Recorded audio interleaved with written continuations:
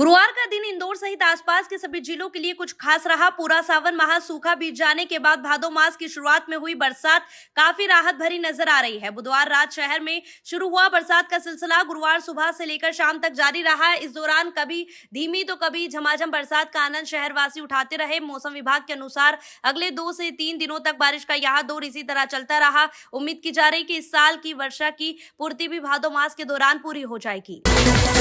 गुरुवार को उस समय थोड़ी देर के लिए काफी हड़कंप की स्थिति निर्मित हो गई, जब पलासिया क्षेत्र के नाले में एक व्यक्ति फंस गया। नागरिकों के द्वारा देखे जाने पर तत्काल निगम मुख्यालय को सूचित किया गया, तो निगम मुख्यालय के द्वारा तत्काल टीम भेजकर व्यक्ति का रेस्क्यू किया गया। बाद में पता चला कि यह व्यक्ति निगम का कर्मचारी है, लेकिन नाले में कैसे पहुंच गया इस बात का पता नहीं चल पाया है।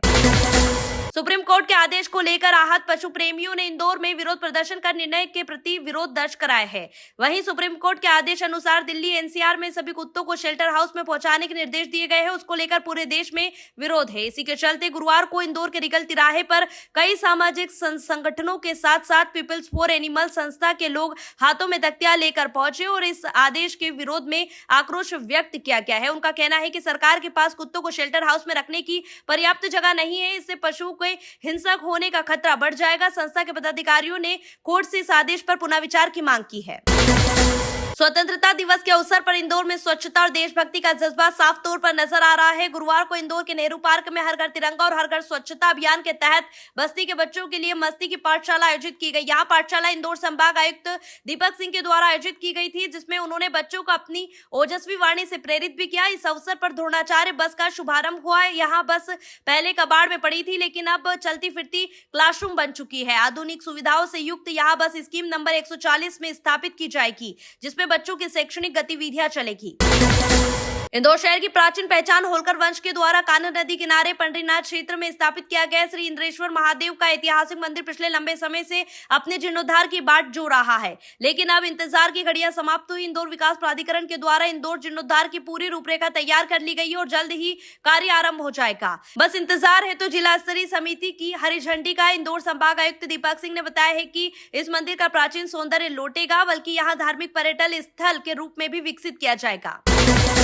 इंदौर विकास प्राधिकरण के द्वारा एक बार फिर इंदौर की नदियों की सूरत संवारने का कार्य जल्द ही आरंभ किया जाएगा। रिवर फ्रंट डेवलपमेंट प्रोजेक्ट के तहत 2 चरणों में इस कार्य को किया जाएगा। पहले चरण में नगर निगम नदियों को गंदगी से मुक्त करेगा। दूसरे चरण में आईडीए की टीम नदियों के किनारे बसे लोगों को हटाएगी। इंदौर संभाग आयुक्त दीपक सिंह ने बताया है कि नदी किनारे के रहवासियों को अन्य स्थान पर विस्थापित किया जाएगा। यहाँ पहल सीधे तौर पर सिंहस्थ 2028 को देखते हुए इंदौर की गरिमा और पर्यावरण संतुलन के तहत की जा रही है। गौरतलब यहाँ रहे कि इसके पहले भी भारी भरकम राशि खर्च करने के बाद नदी को स्वच्छ करने के तमाम प्रयास विफल हो चुके हैं। देखना यहां होगा कि इस बार क्या होता है। प्राकृतिक वादियों को निहारने के शौकीन लोगों के लिए रेलवे ने एक बार फिर खुशखबरी पेश की है। पूर्व में चलने वाली पाताल पानी कालाकुंड हेरिटेज ट्रेन बंद कर दी गई थी, जिसे अब पुनः आरंभ किया जा रहा है। यह ट्रेन सप्ताह में 3 दिन पश्चिम रेलवे रतलाम मंडल के द्वारा चलाई जाएगी। रेलवे जनसंपर्क अधिकारी खेमराज मीना द्वारा बताया गया है कि यात्रियों की मांग व सुविधा के लिए 15 अगस्त से पुनः इसका संचालन आरंभ होने जा रहा है। यह ट्रेन शुक्रवार, शनिवार और रविवार को चलाई जाएगी। इंदौर क्राइम ब्रांच की टीम ने एक ऐसे शातिर बदमाश को गिरफ्तार किया है जो शेयर मार्केट और शेयर ट्रेडिंग के नाम पर करोड़ों रुपए की ठगी कर फरार हो गया था। एसीपी राजेश दंडोतिया ने बताया है कि पकड़े गए आरोपी का नाम अशोक भट्ट निवासी चिकित्सक नगर इंदौर है। आरोपी से पूछताछ में और भी वारदातों का खुलासा होगा।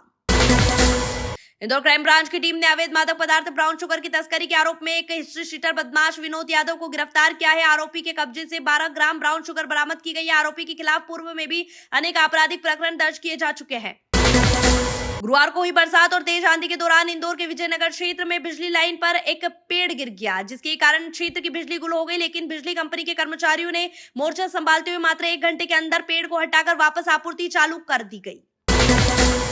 थाना परदेसीपुरा क्षेत्र के अंतर्गत पत्रकार सागर चौकसे पर हमला एवं मारपीट करने के मामले में पुलिस ने मुख्य आरोपी शुभम चौकसे एवं उसके साथी निहाल धुरिया को गिरफ्तार कर लिया है। पुलिस द्वारा अन्य बदमाशों की तलाश की जा रही है।